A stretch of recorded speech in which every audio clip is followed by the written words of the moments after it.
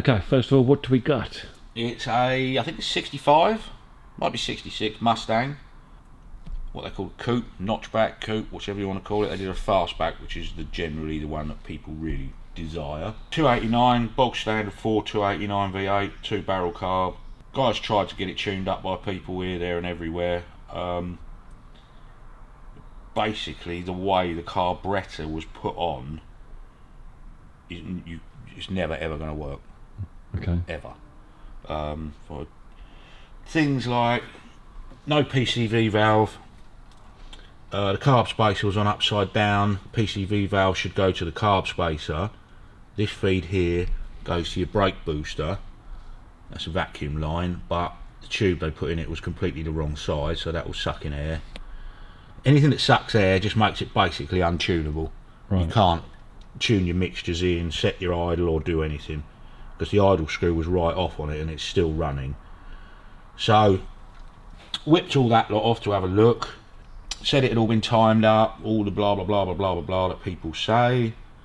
Said all the plugs have been changed and checked, but that spark plug in the back you can't get out because the exhaust manifold's been put on afterwards and you can't get it off. You might do with a real struggle, but I find it hard to believe.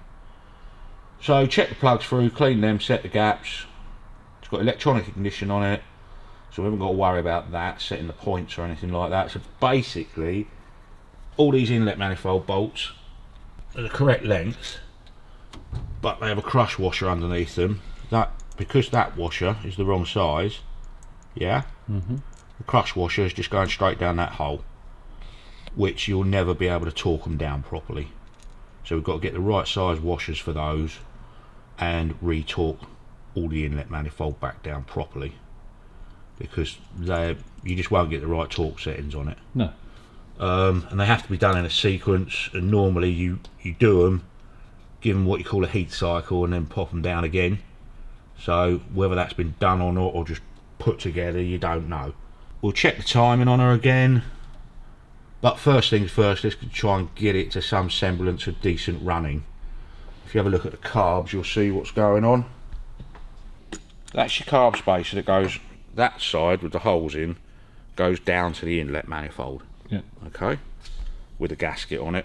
All the gaskets are made out of cornflake packets and shit, so they're never ever going to work. Oh my god. Doesn't matter what you do with stuff like that, it's not the right material for the job. Wow. So that won't ever work. No. The amount of, shouldn't have to put any sealer on any of it. Wow. That had years and years and years of build up and rubbish on it, so put it on the flat area, sand it back so you got halfway flat. It's not perfect, but with the correct gaskets it will seal. Yeah. Right, this is a Chinesium copy carburetor, yeah? Okay. Now, that's vacuum. That's open. That's the engine is sucking through that. Okay? And when that goes on, it goes that way up, and it goes on there.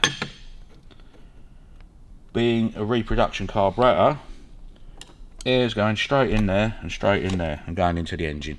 So that is open to atmosphere and going straight down them, so you'll never set your mixtures. What they've done is made this plate to try and seal those holes, yeah? Yeah. Which doesn't line up with the holes on there because it's hitting those two screws there. That plate was hitting on the top of those screws, so you had a great big air gap there as well. It doesn't matter what you do with that, it's not even straight. So they've built gaskets to try and seal that just with that little plate in there, okay? Which isn't going to work. Doesn't matter what you do. That's a genuine Holly that I've borrowed off a mate. See the difference in the shape? Yeah? Yeah. So when that's on there, look, it matches and seals all the way around. Yeah. Okay? So you've got no air gaps there. Worst comes to worst, I'll have to put this carburetor on it. But when you buy these, you should have what they call I can't remember the word, phalonic or something. It's like a heat sink pad. It's about 1/4 inch thick. Yeah. stops the heat rising from the engine and going to the carburetor because they're aluminium and they heat up. Now I'm hoping he's bringing it down later on. He's got the base plate that was supplied with one of these. Yeah. So hopefully it will have the 2 ears there and a straight bit there. Yeah, so that will seal up our air gaps. If it hasn't, then possibly going to have to use this. And that's Martin's, so I'll have to see what he wants for it. But indeed, whether that works properly or not, we still don't know. Yeah. But it's got to be better to not have air sucking in everywhere. It's a start, isn't it? The heat tube for the choke was blocked off completely. They were running a vent pipe with a non-PCV valve on it straight into here, which is completely wrong. That one should be blocked off, and your PCV valve goes on your carb spacer there. The tube that went to feed the brake booster wasn't sealing shit, which is why it's wrapped up with PTFE tape. So I've got to make a new tube for that, out of 3/8 pipe, the correct size instead of 5/16. Yeah.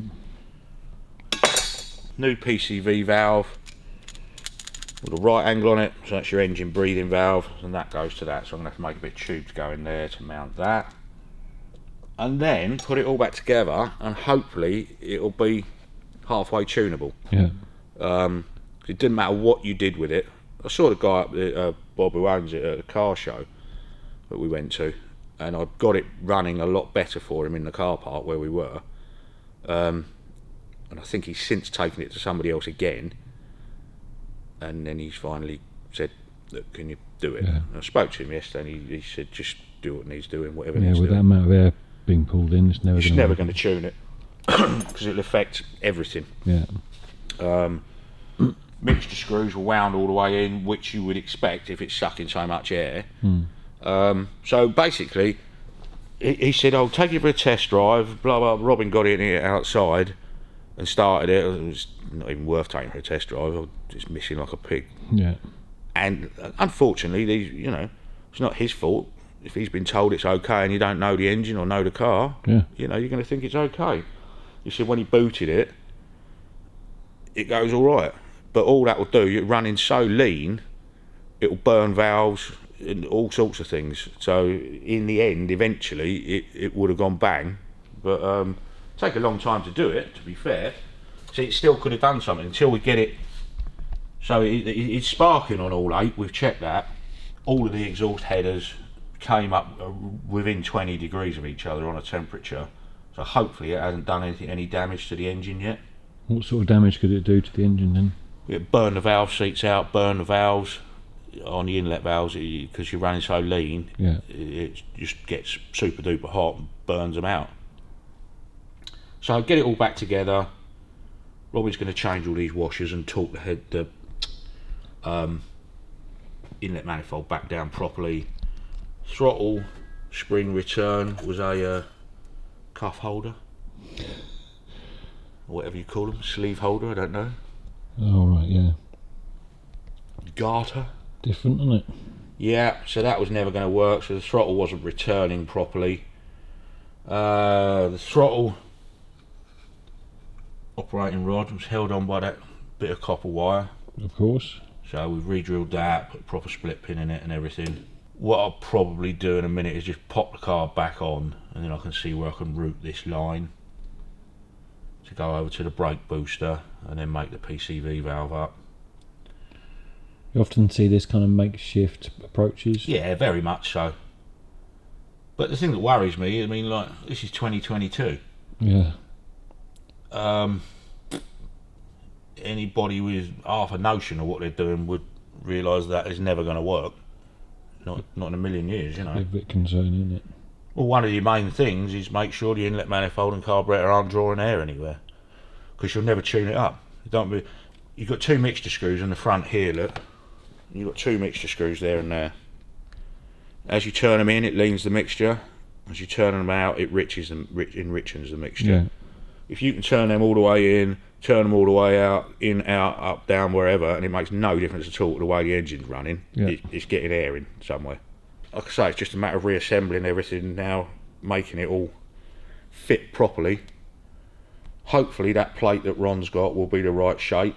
If it isn't, I've bought some thick, heavy, it's actually gasket material for exhaust manifold gaskets, but it really isn't the way to go. The way to go is stick that Holly on it, a genuine one, but I don't know what Martin wants for it. I'll have to ask the guy, you know.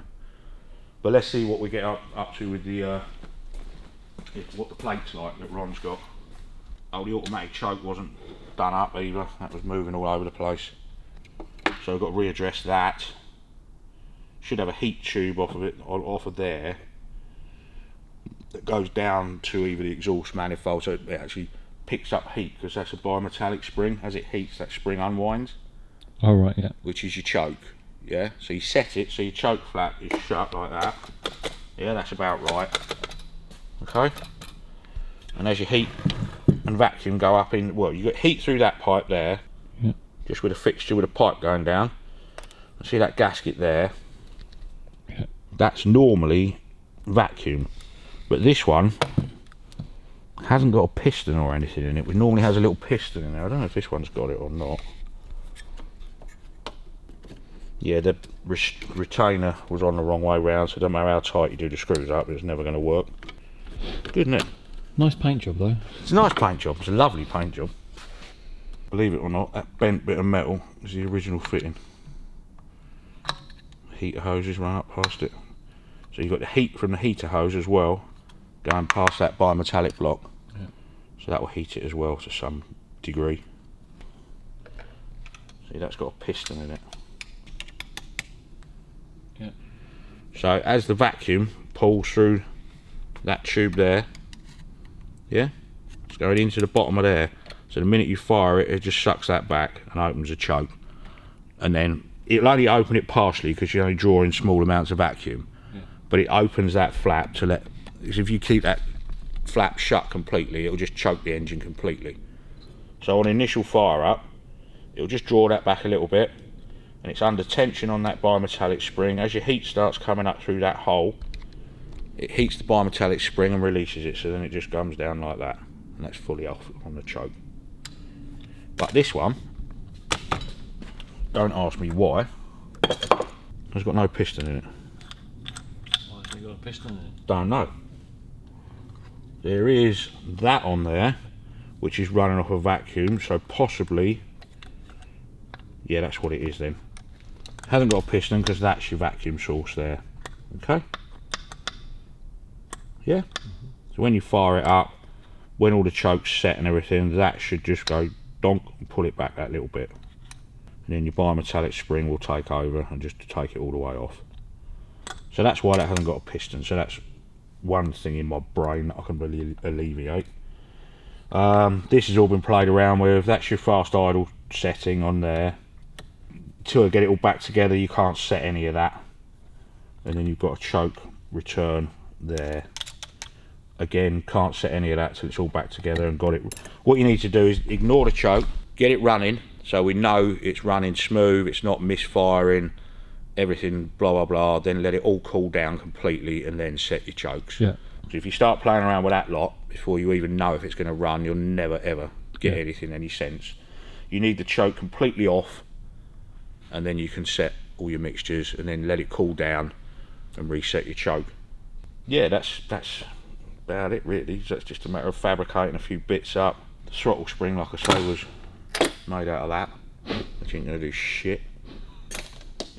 So yeah, put a decent throttle return spring on it. Might even get to use the idle adjustment screw instead of having it back right the way off and still overrunning.